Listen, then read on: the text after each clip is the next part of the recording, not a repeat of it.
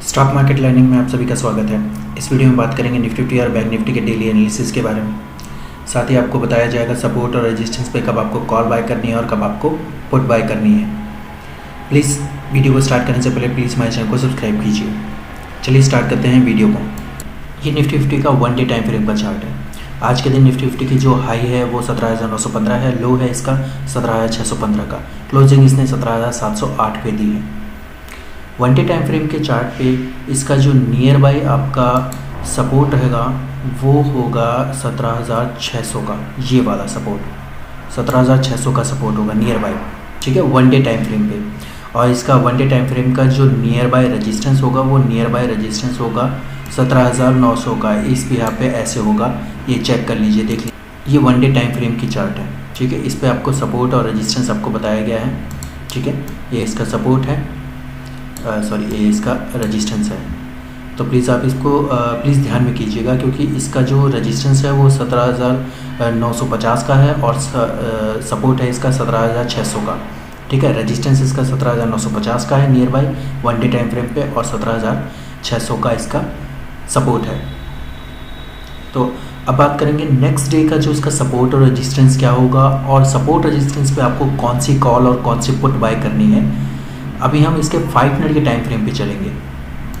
ये निफ्टी का 5 मिनट के टाइम फ्रेम का चार्ट है। नेक्स्ट डे के बेसिस पे अगर मैं आपको बताना चाहूँ तो इसका नियर बाय जो सपोर्ट रहेगा वो रहेगा आपका ये 17,650 का, ठीक है। 17,650 से 620 तक का सपोर्ट रहेगा। और जो नियर बाय रेजिस्टेंस रहेगा वो रहेगा 17,770 से 17,750 का, ये नियर बाय रेजिस्टेंस है। अभी जो इसके अंदर जो 750 से लेके 650 तक की 100 पॉइंट की जो जोन पे बना हुआ है, फिलहाल जो ये जोन है वो एक नो ट्रेडिंग जोन है, क्योंकि यहाँ पे आपको ट्रेड करना ही नहीं है, ठीक है। या तो 750 से ऊपर 770 से ऊपर ट्रेड कीजिएगा या 17,600 से नीचे ट्रेड कीजिएगा, ठीक है। अब मैं आपको बताना चाहूँगा इसकी कॉल और पुट कब बाय करनी है, ठीक है। ये तो नेक्स्ट डे के बेसिस पे है, यानी कि मंडे के बेसिस पे, ठीक है। मंडे का ये शॉर्ट टर्म इसका सपोर्ट और रेजिस्टेंस क्या है, ठीक है। इसका रेजिस्टेंस ये रहेगा और सपोर्ट ये रहेगा, ठीक है। अब आपको बताना चाहूँगा रेजिस्टेंस पे कब कॉल बाय करनी है और पुट बाय करनी है कब, रेजिस्टेंस पे, ठीक है। अभी हम रेजिस्टेंस की बात कर लेते हैं, ओके। अब रेजिस्टेंस पे अगर ये 770 को ब्रेक करता है, 770 को ब्रेक करता है, यहाँ से अगर 770 को ब्रेक करता है ऊपर की साइड में, तो आपको लगभग 100 पॉइंट की 17,900 तक की आपको एक कॉल बाय कर लेनी है, ठीक है।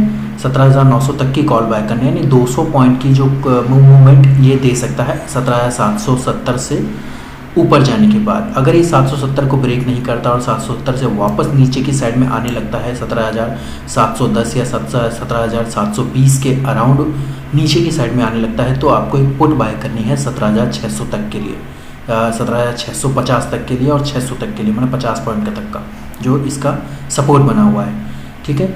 और हाँ, प्लीज़ आप इसका जो कॉल और पुट का अगर रेशो देखें तो 1:1 ही रखिएगा। अगर आपको लगता है कि मुझे कम से कम 10 से 15 पॉइंट लेने चाहिए तो 10 से 15 पॉइंट का भी ऐसा ही रखिएगा प्लीज़।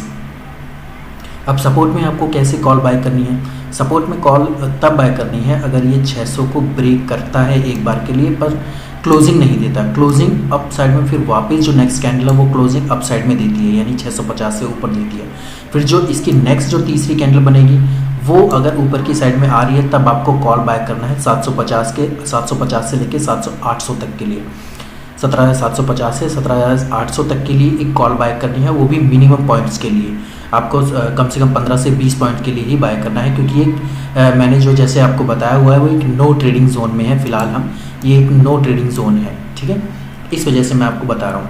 अब सपोर्ट में आपको कॉल कैसे बाय करनी है, हाँ, कॉल तो ये बता दी मैंने आपको। पुट कैसे बाय करनी है, पुट आपको कब बाय करनी है, जब ये 17,600 से नीचे ब्रेक करे और जो नेक्स्ट कैंडल जो बनेगी वो इसको कंफर्म करे कि हाँ ये नीचे की साइड में मूवमेंट देगा, यानी कि 580 के बाद में आपको पुट बाय करनी है 17,500 और 17,450 के लिए।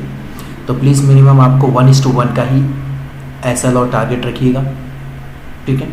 ये तो आपका निफ्टी 50 का नेक्स्ट डे का क्या मूवमेंट रहेगी, क्या आपकी कॉल रहेगी और क्या आपके टारगेट रहेंगे, ये तो मैंने आपको नेक्स्ट निफ्टी 50 का बताया। अब बात कर लेते हैं हम बैंक निफ्टी के बारे में।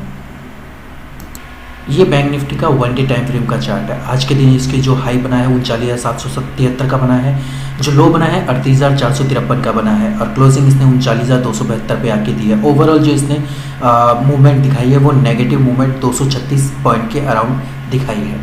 ठीक है, अब मैं आपको एक और चीज़ बताना चाहूँगा। 1 डे का जो नियर बाई रजिस्टेंस रहेगा वो रहेगा इसका 40,000 का, यानी कि 700 से 800 पॉइंट का अभी बाकी है इसको रजिस्टेंस ब्रेक करने पर, तभी ये पॉजिटिव में जाएगा। और अगर ये नेगेटिव में जाना है इसको तो इसका लो ब्रेक करना पड़ेगा। आज का जो लो है 38,453 को ब्रेक करना पड़ेगा, यानी कि 38,420 या 30 के बाद ही इसको आपको सेल करना है, क्योंकि अभी जो इसका नियर बाय जो सपोर्ट बना हुआ है 1 डे टाइम फ्रेम पे वो ये बना हुआ है। ठीक है, ये जो कि इस कैंडल का हाई है, इस कैंडल का मैं आपको दिखा देता हूँ। इस कैंडल का जो हाई है वो आपका एक बेसिस पे अभी जो चल रही बैंक निफ्टी का वो सपोर्ट हो सकता है। इसका जो बना हुआ है इस कैंडल का जो हाई है, ठीक है, ये 1 डे टाइम फ्रेम का चार्ट है। और अगर आपको देखना है तो इस बेसिस पे रेजिस्टेंस जो है वो ये देखिए आप, अभी जो 1 डे टाइम फ्रेम के चार्ट पे अगर आप देखा जाए तो नॉमिनल ये एक ऐसा ट्रेडिंग जोन है जिसमें आपको प्रॉफिट भी हो सकता है और लॉस भी हो सकता है। तो बी केयरफुल होके आप ट्रेडिंग कीजिएगा। ठीक है, ये तो 1 डे टाइम फ्रेम के चार्ट पे इसका लो क्या है और इसका मतलब हाई क्या है, रेजिस्टेंस क्या रहेगा नियर बाई और सपोर्ट क्या रहेगा नियर बाई। ठीक है, और मैं आपको एक और चीज़ बताना चाहूँगा कि अभी जो इसने जो कैंडल बनाई है, आज के दिन की जो कैंडल बनाई है वो कैंडल एक हैमर कैंडल बनाई है, हैमर कैंडल बनाई है। इसे हम हैमर इसलिए बोल सकते हैं क्योंकि ये जो हैमर कैंडल बनाई है इसे हम इसलिए हैमर बोल रहे हैं क्योंकि इसका जो बीच का जो स्पेस बना हुआ है, ये वाला स्पेस, ये काफ़ी ज़्यादा है, मतलब थोड़ा बड़ा स्पेस है। और अगर आप सोच रहे हो कि डोजी किसे बोलेंगे तो डोजी ये वाली कैंडल है। ठीक है, सॉरी वापस दिखा देता हूँ मैं आपको, डोजी ये वाली कैंडल है, ये वाली। ठीक है, क्योंकि इसका जो स्पेस है वो मिडिल का स्पेस बहुत ही कम है और जो अपसाइड का जो मतलब जो अपसाइड गया हुआ है वो भी इसका मूवमेंट बहुत कम है। तो इस बेस पे इसको ड्रैगन फ्लाई डोजी कह सकते हैं और इसे हम हैमर कह सकते हैं। अब मैं आपको एक बताऊंगा, 1 डे टाइम फ्रेम में अगर इसका जो लेवल ब्रेक होता है, इसका जो हाई ब्रेक होता है, यानी इसका जो हाई है फिलहाल के टाइम में 39,773 है, अगर इसका जो हाई ब्रेक होता है, ठीक है, इसका हाई ब्रेक होने पर 1 डे टाइम फ्रेम में हम इसको बाय कर सकते हैं। बट आपको एक और चीज़ देखनी पड़ेगी, ये जो इसकी जो नेक्स्ट कैंडल बने, ठीक है, इसकी जो नेक्स्ट कैंडल बने वो अपसाइड मूवमेंट वाली ही होनी चाहिए, जो इसको ब्रेक करती हुई अपसाइड में जाए। ठीक है, तो ये तो 1 डे टाइम फ्रेम में आपको ट्रेडिंग कैसे करनी है वो आपको बताया गया है। अब बात करेंगे हम नेक्स्ट डे की मूवमेंट, जो नियर बाय सपोर्ट है, नियर बाय रेजिस्टेंस है, सपोर्ट पे आपको कब कॉल बाय करनी है और सपोर्ट पे आपको कब पुट बाय करनी है, रेजिस्टेंस पे कब कॉल बाय करनी है, रेजिस्टेंस पे कब पुट बाय करनी है, वो चीज़ हम 5 मिनट के टाइम फ्रेम पे चल के देखेंगे। ये बैंक निफ्टी का 5 मिनट का टाइम फ्रेम का चार्ट है।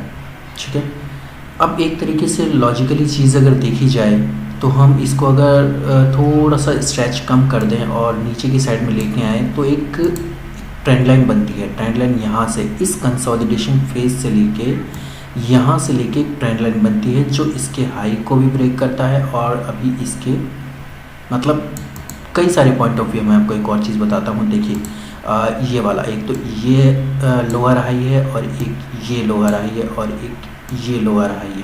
ठीक है, अब ये जो फेज़ चल रहा है फ़िलहाल के टाइम में, ये वाला फेज़, ये कंसोलिडेशन फेज़ है। अभी जो इसके ट्रेंड लाइन है वो ट्रेंड लाइन इसने एक ब्रेक करती है। ठीक है, अभी इस ट्रेंड लाइन है, ये वाली जो ट्रेंड लाइन हमने बनाई है, ये वाली, ठीक है, ये वाली जो ट्रेंड लाइन हमने बनाई है, ये ट्रेंड लाइन ये ब्रेक कर चुका है। ठीक है, 5 मिनट के टाइम फ्रेम पे। अब हम इसका नियर बाई सपोर्ट और नियर बाई रेजिस्टेंस भी देख लेते हैं। इसका नियर बाई जो रेजिस्टेंस हो सकता है वो एक लॉजिकली चीज़ ये दर्शाई जाती है, फ़िलहाल के टाइम में आपका जो नियर बाई सपोर्ट हो सकता है वो ये हो सकता है। क्यों? क्योंकि अगर ये 39,400 को अगर ब्रेक कर देता है, 130 पॉइंट, 120 से 130 पॉइंट के रेंज है, ज़्यादा कोई बड़ी रेंज नहीं है। अगर ये रेजिस्टेंस को इसको ब्रेक करता है तो आपका जो मूवमेंट है वो आपकी मूवमेंट यहाँ तक जाने की पॉसिबिलिटी हो सकती है 39,800 तक की, यानी 400 पॉइंट की रैली आराम से आपको दिख जाएगी अगर ये 39,410 या 15 को ब्रेक करता है तो। ठीक है, 39,410 या 15 को एक लॉजिकली चीज़ मान लीजिए, 39,420 मान लीजिए, 39,420 को अगर ब्रेक करता है तो लगभग ये 39,800 तक भी जा सकता है। ठीक है, अब इसकी बात करते हैं इसके सपोर्ट के बारे में। सपोर्ट इसका जो क्या रहेगा, वो सपोर्ट रहेगा आपका ये वाला सपोर्ट। ठीक है, 38,850 से लेके 38,800 तक का, यानी कि ये वाला सपोर्ट आपका एक नॉर्मली हम मान लेते हैं ये वाला सपोर्ट। ठीक है, ये सपोर्ट हम मानेंगे इसका नियर बाय।